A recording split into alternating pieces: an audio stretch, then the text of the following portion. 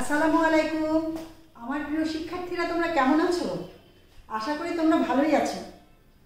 আমি শাহনাজ পারভীন, দিনাজপুর সরকারি বালিকা উচ্চ বিদ্যালয়। আমি তোমাদের জীববিজ্ঞানের টিচার। শোনো, দশম শ্রেণীর শিক্ষার্থী, তোমাদের বলছি, তোমাদের আজকে আমি জীববিজ্ঞানের দ্বাদশ অধ্যায়ে জীবের বংশগতি ও বিবর্তন নিয়ে আলোচনা করব। তাহলে তোমরা খাতা বই বের করে ফেলো এবং আমার সঙ্গে সঙ্গে ক্লাসটা করার চেষ্টা করো। খাতার মধ্যে জীবের বংশগতি ও বিবর্তন লিখে ফেলো। তাহলে এখানে দেখো, এই অধ্যায়ে জীবের বংশগতি ও বিবর্তন, এখানে দুইটি অংশ, একটা হচ্ছে বংশগতি আর একটা বিবর্তন। আমরা আজকে বংশগতি, জীবের বংশগতি নিয়ে আলোচনা করব। বংশগতি,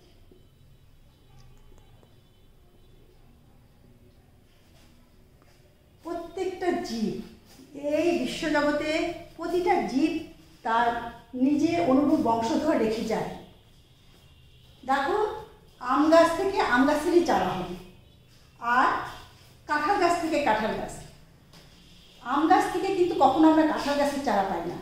প্রত্যেকটা জীব চায় তার অনুরূপ জীবের অস্তিত্ব টিকিয়ে রাখতে। এভাবে এজন্যই প্রজাতির উদ্ভব। এই যে প্রজাতি ভেদে জীবগুলো, মানুষ থেকে কি হবে? মানুষ থেকে মানুষেরই বাচ্চা হবে, তাই না? মানুষ বৈশিষ্ট্য নিয়ে জন্মগ্রহণ করবে, বংশগতির ধারায় মানুষ থেকে মানুষের বৈশিষ্ট্য এসে পাবে এবং তার চালচলন, তার আকৃতি প্রকৃতি মানুষের মতো হবে। আম গাছ থেকে আম গাছ পাবো আমরা। অন্যান্য প্রত্যেকটা প্রাণী, প্রতিটা জীব, উদ্ভিদ, প্রাণী, অণুজীব যেটাই হোক, তার যে বংশগতি, তার বংশের ধারা অনুরূপ জীবেরই জন্ম দিবে। এটাই হচ্ছে বংশগতি। এখন বংশগতি এক প্রজন্ম থেকে আরেক প্রজন্মে এই যে বংশের ধারাটা প্রবাহিত হওয়ার যে প্রক্রিয়াটাই, এই প্রক্রিয়াটাই হচ্ছে হেরিডিটি বা বংশগতি। তাহলে এই বংশগতি, তাহলে যে প্রক্রিয়া কি করে জীব তার অনুরূপ জীবের জন্ম দিতে পারে, সেই প্রক্রিয়াটাকেই বলা হয় বংশগতি। এবং এই বংশগতি যেখানে আলোচনা করা হয়, এটা হচ্ছে জেনেটিক্স।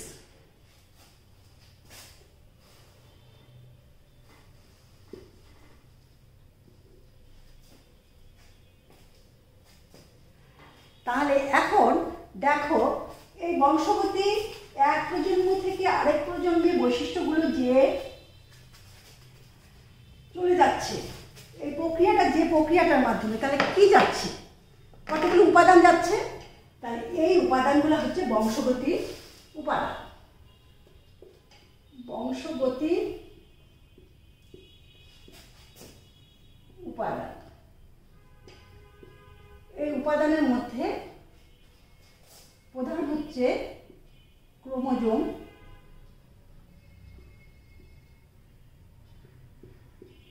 DNA, RNA.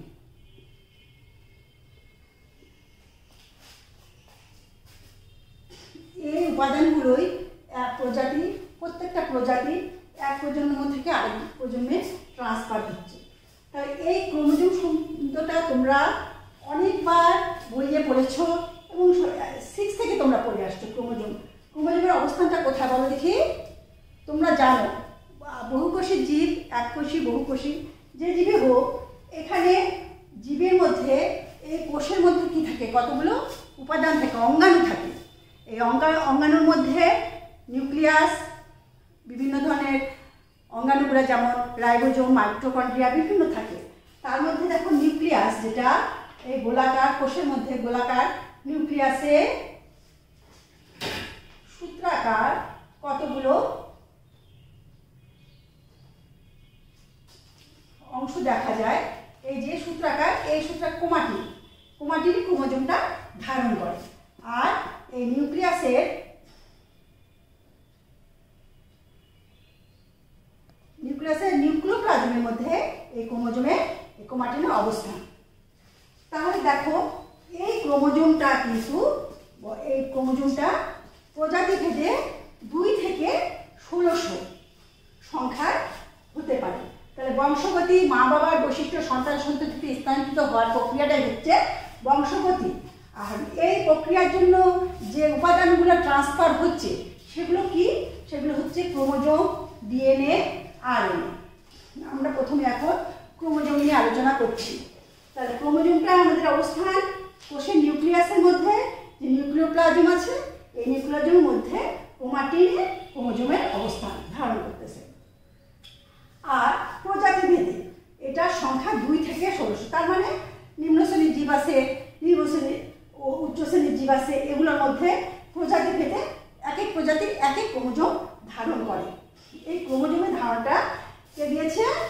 স্ট্রেসবার্গার।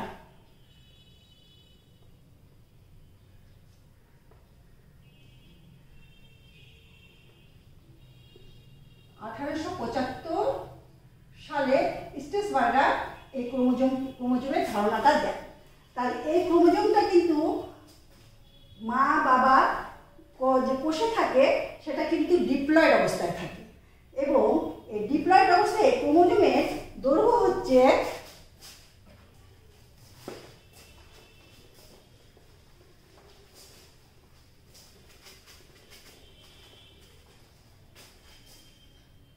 দৈর্ঘ্যটা হচ্ছে 3.5 থেকে 30 মাইক্রন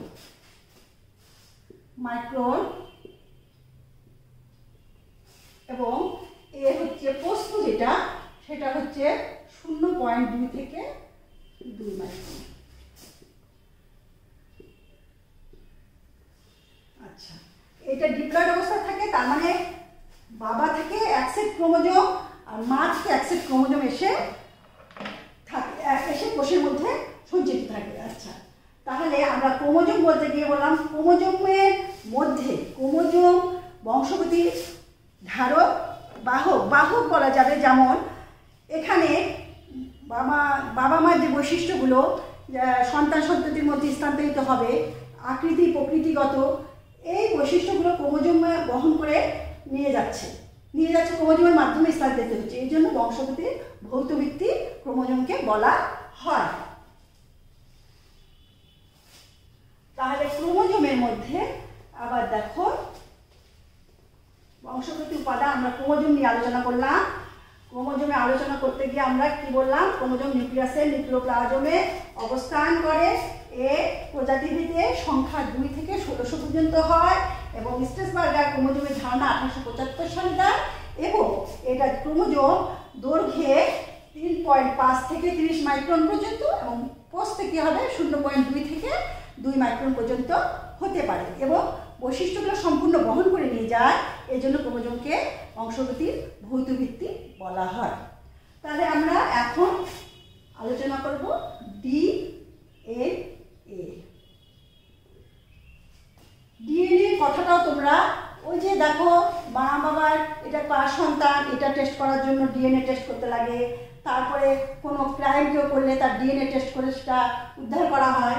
এই যে ডিএনএ, আচ্ছা, এটা এক ধরনের ribo nucleic acid, deoxy ribo nucleic acid. Deoxy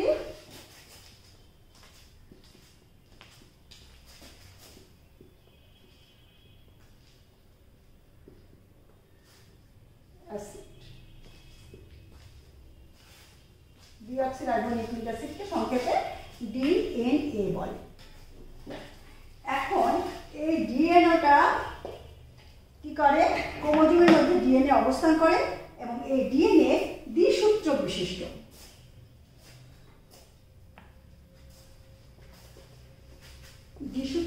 এবং পলিনিউক্লিওটাইড দ্বারা গঠিত।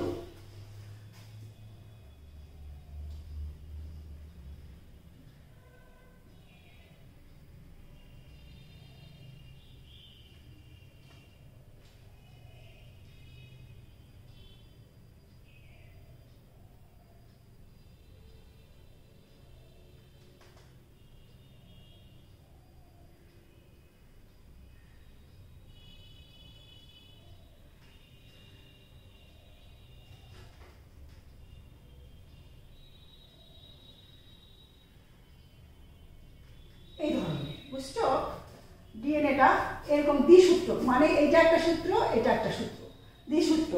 পলিনিউক্লিওটাইড, একটা নিউক্লিওটাইডের মধ্যে কি কি আছে? এই নিউক্লিওটাইডের মধ্যে থাকবে 5 কার্বন বিশিষ্ট শর্করা, 5 কার্বন বিশিষ্ট শর্করা, এখানে এস দ্বারা বোঝানো হয়েছে এখানে। তারপরে সুগার, শর্করার জন্য। তারপরে এখান থেকে অজৈব ফসফেট থাকবে, ফসফেট, অজৈব ফসফেট। আর কি আছে? নাইট্রোজেন ক্ষার, নাইট্রোজেন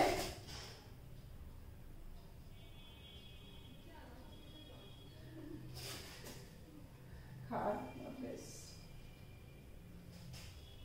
তাহলে এটা হচ্ছে এই 3 বিশিষ্ট 5 কার্বন বিশিষ্ট শর্করা, তারপর অজৈব ফসফেট, নাইট্রোজেন ক্ষার, এগুলো হচ্ছে, এটাকে নাইট্রোজেন ক্ষার। এরা হচ্ছে অ্যাডেনিন, থাইমিন, গুয়ানিন আর সাইটোসিন।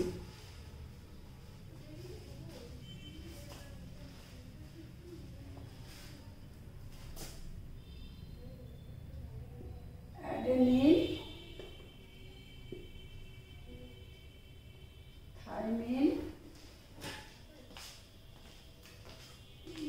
গুয়ানিন আর সাইটোসিন, এগুলো হচ্ছে নাইট্রোজেন ক্ষার। এখন দেখো এই যে দ্বিসূত্র, দুইটা সূত্র, এটা মার্কিন বৈজ্ঞানিক ওয়াটসন এবং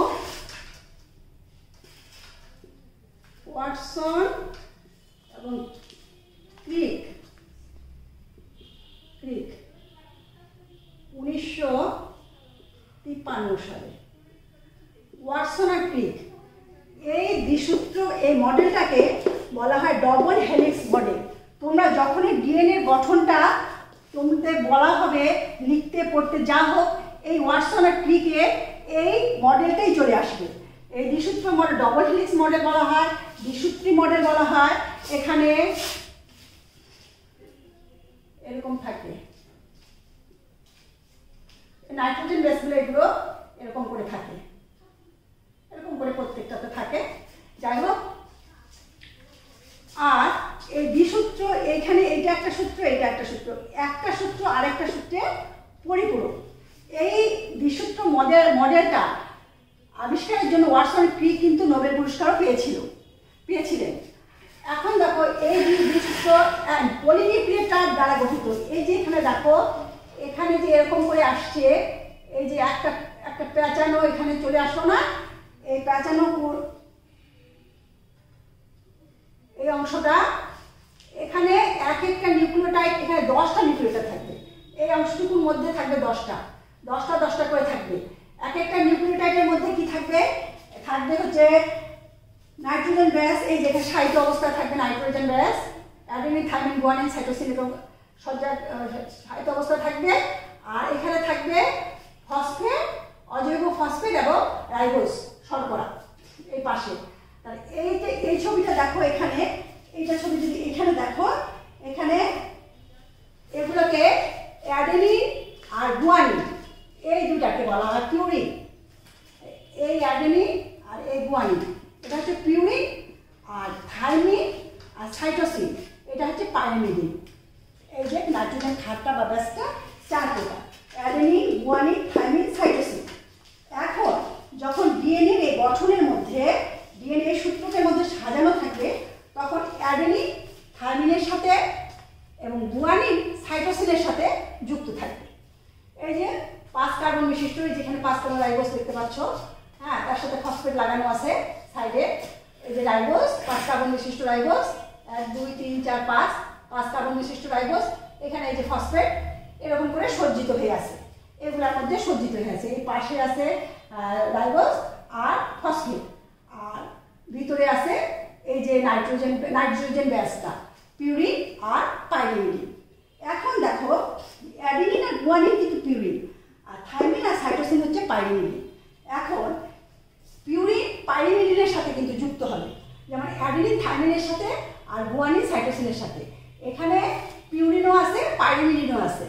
গুয়ানিন, এটা পিউরিন, পাইরিমিডিন এরকম করে আছে, আর পাইরিমিডিন, পিউরিন এরকম করে দেখো আছে। যখন এগুলো না, এখানে এই সূত্রটার সাথে এই সূত্রটা এখানে লম্বা আকারে এরা আছে, আর সাহিত্য অবস্থায় আছে। এভাবে যদি পোস্টে ধরো তাহলে সাহিত্য অবস্থায় আছে, আর একটা সূত্র থেকে আরেকটা সূত্রে এটা লম্বভাবে আছে। এই যে লম্বভাবে আছে, তাহলে দেখো লম্বভাবে আছে। এখন দেখো অ্যাডিনিন থাইমিনের সাথে হাইড্রোজেন বন্ড, 2টা হাইড্রোজেন বন্ড দ্বারা যুক্ত আছে, আর গুয়ানিন সাইটোসিনের সাথে 3টা হাইড্রোজেন বন্ড দ্বারা যুক্ত আছে। তাহলে এখানে আমরা ডিএনএ ডবল হেলিক্স মডেল চিত্র অঙ্কন করো, বর্ণনা করো, এরকম যদি কিছু হয়, বা বংশগতি বৈশিষ্ট্যের ধারক বাহক এই ডিএনএ চিত্র অঙ্কন করো, তখন তোমরা এই যে ডবল হেলিক্স মডেলটা আঁকবা। এখন এটার ভিতরের অবস্থা এরকম। এখন এখানে দেখো 10টা, একটা নিউক্লিওটাইড মানে কি বলছি আমি, একটা নিউক্লিওটাইড মানে ওখানে থাকবে অ্যাডেনিন থাইমিন থাকবে, মানে নাইট্রোজেন ক্ষার থাকবে, ফসফেট সালফার থাকবে, সালফার না এটা হচ্ছে সুগার থাকবে, 5 কার্বন বিশিষ্ট রাইবোজ শর্করা থাকবে, আর ফসফেট, এখানে ফসফেট থাকবে।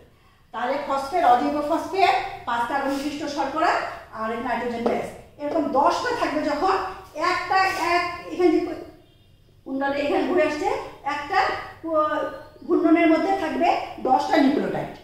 এই জন্য এখানে প্রত্যেকটাতে 10টা করে নিউক্লিওটাইড থাকবে, এই জন্য এটাকে বলা হয় পলিনিউক্লিওটাইড, পলিনিউক্লিওটাইড দ্বারা গঠিত।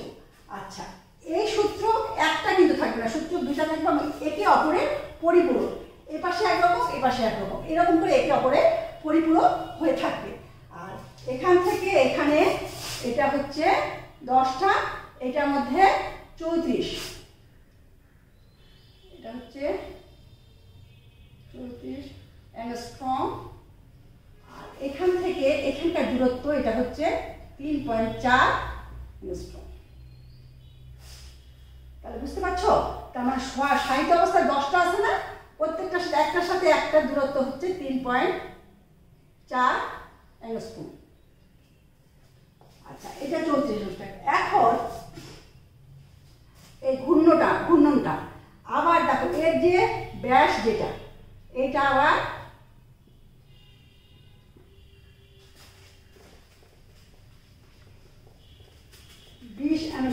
অ্যাংস্ট্রম। তাহলে হলো এরকম করে ডিএনএ গুলো সজ্জিত থাকে প্রকৃত কোষের মধ্যে। হ্যাঁ, এই ডিএনএটা কি অনেকগুলো সূত্রাকার থাকে, আর যেগুলো আদি কোষ সেগুলোর মধ্যে গোলাকারও অবস্থায় থাকতে পারে। তাহলে তোমরা বুঝলা ডিঅক্সি রাইবোনিউক্লিক অ্যাসিড। আর এই ক্রোমোজোমের মধ্যে ডিএনএ এই ডিএনএ কিন্তু বংশগতি বৈশিষ্ট্যগুলো বহন করে নিয়ে যাচ্ছে, এবং একটা ডিএনএর মধ্যে অনেক নিউক্লিওটাইড থাকে। এক একটা নিউক্লিওটাইডের মধ্যে কি কি থাকতেছে, ফসফেট থাকবে, তারপরে রাইবোজ শর্করা থাকবে, আর নাইট্রোজেন ক্ষার থাকবে। এগুলো স্থায়িত অবস্থায় থাকবে, এবং 2 সূত্রকের মাঝখানে লম্বভাবে থাকবে। আর এগুলো অ্যাডেনিন থাইমিনের সাথে 2টা হাইড্রোজেন বন্ড, গুয়ানিন সাইটোসিনের সাথে 3টা হাইড্রোজেন বন্ড দ্বারা যুক্ত থাকবে। এগুলো ডিএনএ গঠন এবং বৈশিষ্ট্যগুলো। ডিএনএ বৈশিষ্ট্য, এটা স্থায়ী উপাদান, ক্রোমোজোমের স্থায়ী উপাদান হচ্ছে ডিএনএ। আর এই ডিএনএ কিন্তু বংশগতির সমস্ত বৈশিষ্ট্যগুলো বহন করে নিয়ে যাচ্ছে। তাহলে আমরা এখন ডিএনএ হলো ক্রোমোজোম, নিউক্লিয়াসের নিউক্লিওপ্লাজমে অবস্থিত ক্রোমাটিনের মধ্যে অবস্থান। এবং তারপরে আমরা জানলাম ডিএনএ সম্পর্কে, ওয়াটসন এন্ড ক্রিকের ডবল হেলিক্স মডেল। এখন আমরা আরএনএ, এটা হচ্ছে ডিএনএ কে সাহায্যকারী নিউক্লিক অ্যাসিড, রাইবো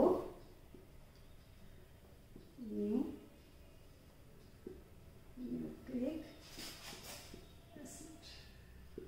এটা ডিএনএ কাজে এটা কিন্তু 2 সূত্র না, এটা হচ্ছে 1 সূত্র, বুঝছো? এরকম করে এটা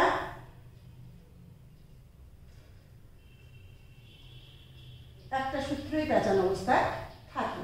আর এই সূত্রটার মধ্যে মনে করো অ্যাডেনিন, থাইমিন, গুয়ানিন, সাইটোসিন, এই যেগুলো থাকে না, এগুলো হচ্ছে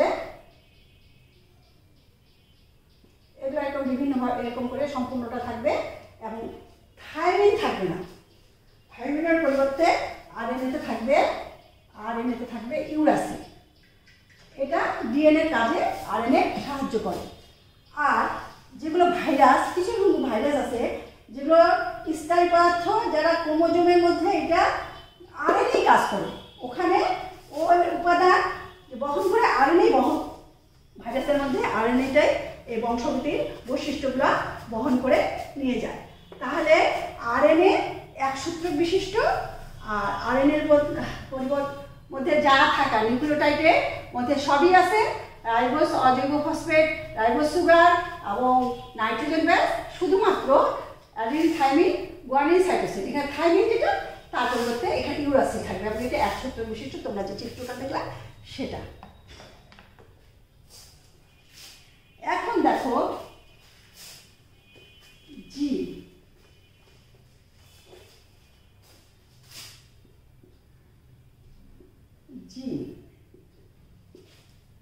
এখন জিনটা কি?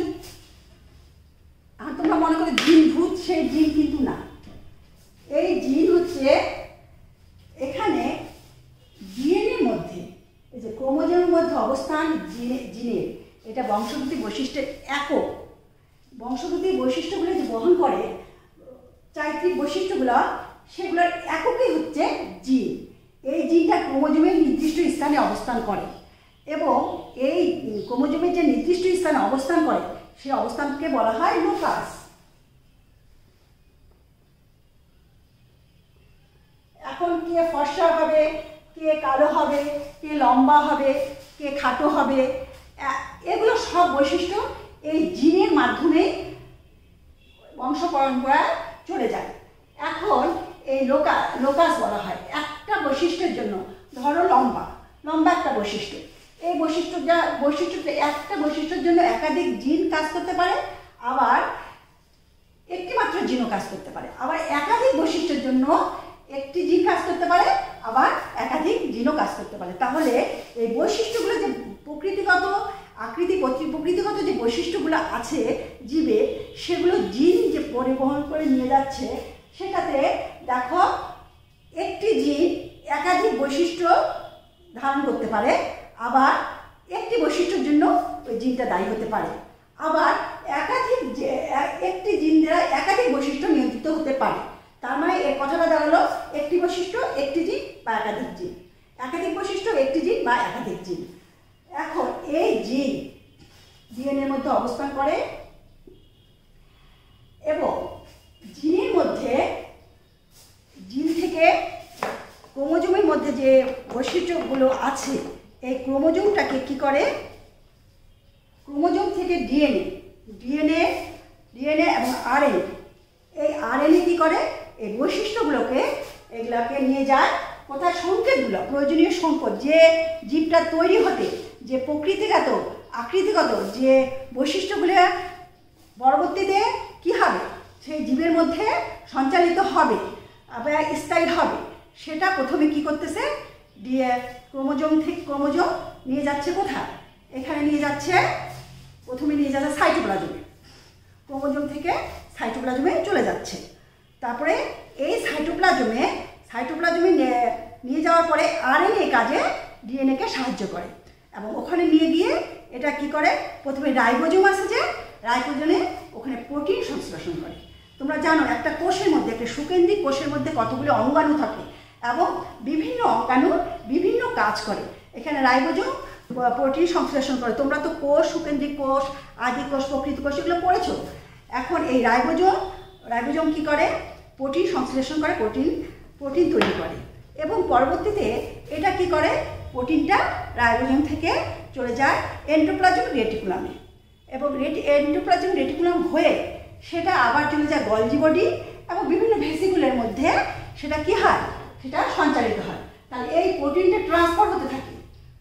তাহলে ক্রোমোজোম থেকে জিনের মাধ্যমে এই যে ট্রান্সফার হচ্ছে, ডিএনএ কে সাহায্য করতেছে আরএনএ, আরএনএ নিয়ে গেল নিউক্লিয়াস থেকে, চলে গেল ওটা কোথায়, সাইটোপ্লাজমে, সাইটোপ্লাজম থেকে চলে গেল, সাইটোপ্লাজমের মধ্যে যে অঙ্গাণু আছে রাইবোজোম, সেই রাইবোজোমের প্রোটিন সংশ্লিষ্ট হলো, তার প্রোটিন সংশ্লিষ্ট এন্ডোপ্লাজমের রেটিকুলামে আসলো, গলজি বডিতে হলো, তারপরে সেখান থেকে বিভিন্ন ভেসিকলে আসলো, তারপরে কি হচ্ছে, এই যে বৈশিষ্ট্যটা হবে, হ্যাঁ, সেটার জন্য এটা একটা সংকেত যে বহন করে নিয়ে আসলো, সেই আকৃতিগুলো দিতে থাকে। তাহলে আমরা বলতে পারি ডিএনএ থেকে এই সাহায্য করলো আরএনএ, আরএনএ থেকে নিউক্লিক অ্যাসিড,